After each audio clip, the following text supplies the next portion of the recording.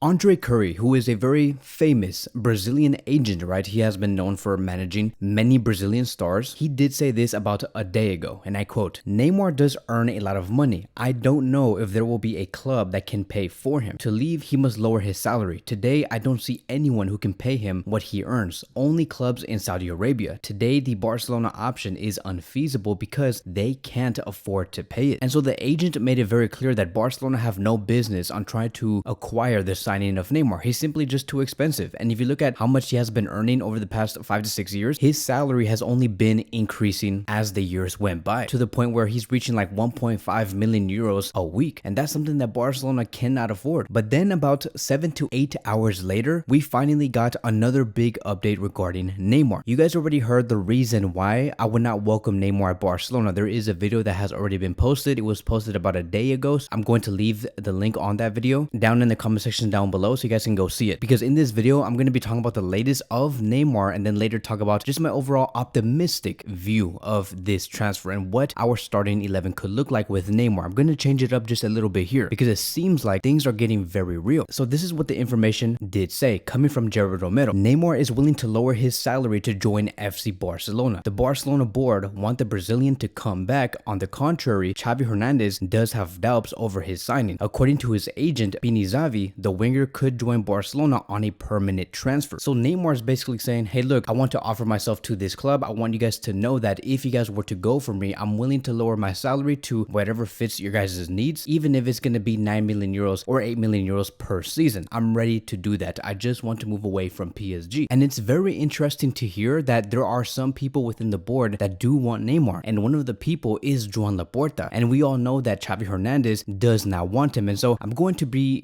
breaking this up into 3 different parts. I'm going to be questioning, why doesn't Luis Enrique want Neymar, why Laporta wants Neymar, and why Xavi Hernandez does not want Neymar. Starting with Luis Enrique. I think that Luis Enrique came to PSG and he noticed one thing. They need a overhaul. They need a restart. They want to restart this team. They want to let go of maybe some stars and welcome new players in. Because if PSG could not be successful with Neymar, Messi, and Kylian Mbappe, something was wrong. Luis Enrique clearly does want to restart. And it's clear that PSG overall do want to head in a new direction this summer. And they want to build a team that is younger, more homegrown, and fundamentally more sustainable. Neymar is not any of them. And maybe this could be the reason on why PSG want Dembele so bad, is because they want to build a project around someone younger, someone who is more, I would say, professional. Like if you were to compare Dembele and Neymar, safely say that yes, Dembele is more professional. So I can see where Luis Enrique is coming from. As for Joan Laporta, what could be the reason why he would want Neymar? And I think it's for one very simple reason. It is going to be a economical one. At the end of the day, Joan Laporta is not a coach. He is somebody that wants to keep Barcelona afloat financially. He's looking for the best interest on keeping Barcelona alive. And with Neymar coming in, there is going to be much more shirt sales. The broadcast revenue is gonna go higher because many people are going to be saying, hey, look, Neymar's playing in La Liga again. What could he do with Barcelona again? Could this be a fairy tale ending for Neymar? Many are going to be tuning in. More eyeballs are going to watch Barcelona because Neymar's name carries a lot of weight. And Joan Laporta does see that added benefit, even though they know that his salary is going to be one of the highest in Barcelona. At the end of the day, it could be a ROI as long as he is healthy, which we will be talking about later in this video. And then as for Xavi, right, I've talked about this again in a previous video. You guys can go watch that. But to basically sum it up with Xavi simply doesn't want him because he is someone who does get injured a lot, and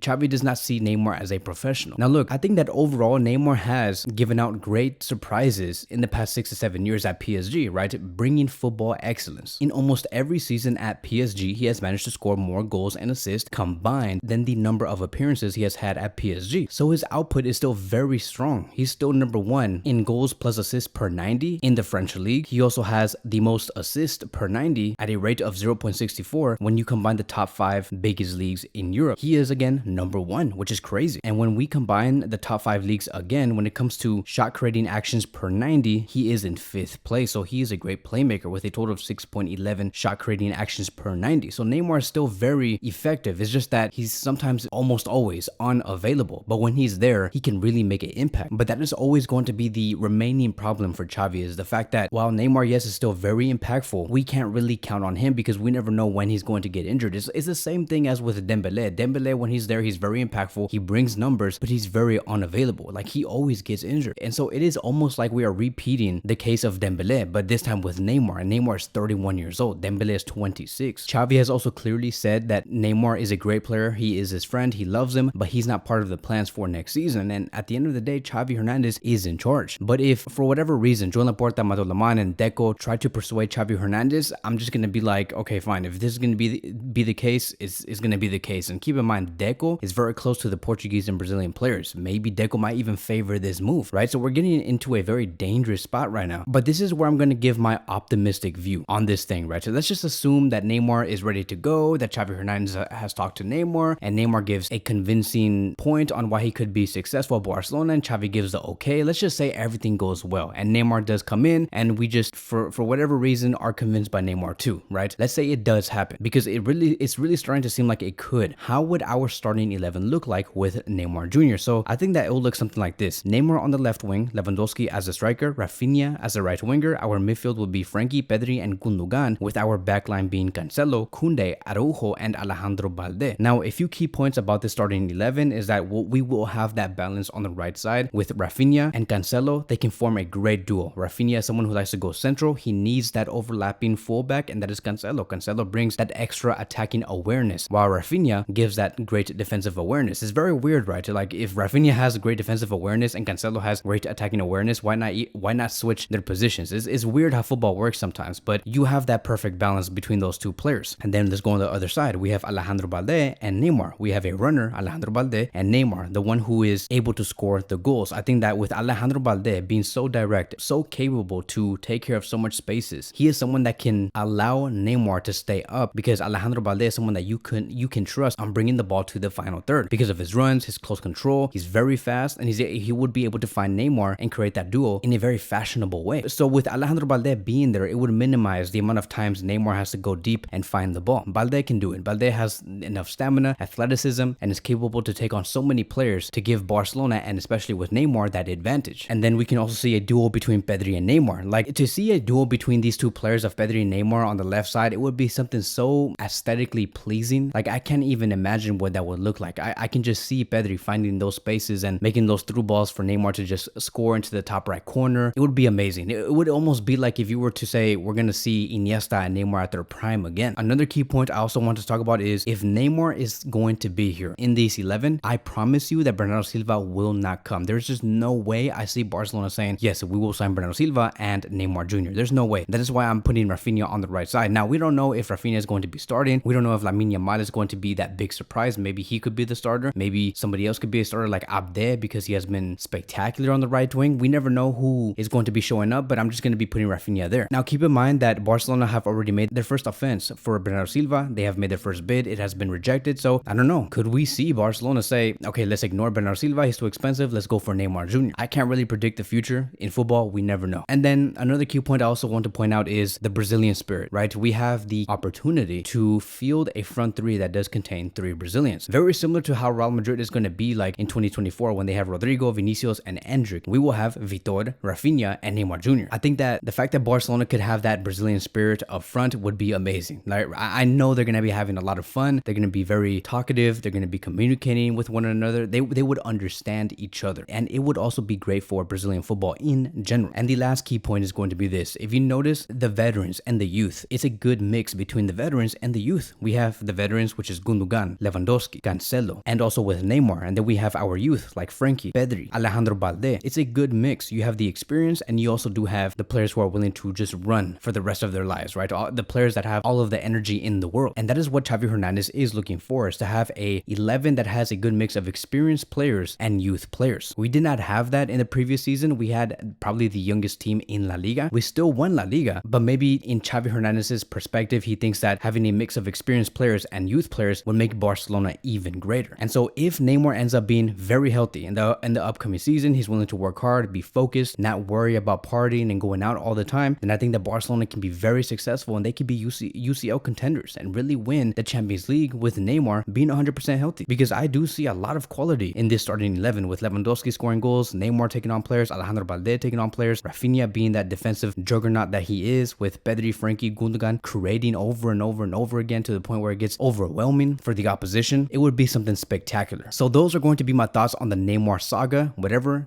else does happen with this Neymar saga, we will be talking about it here in this YouTube channel. Thank you guys so much for watching, and I will see you guys in the next one.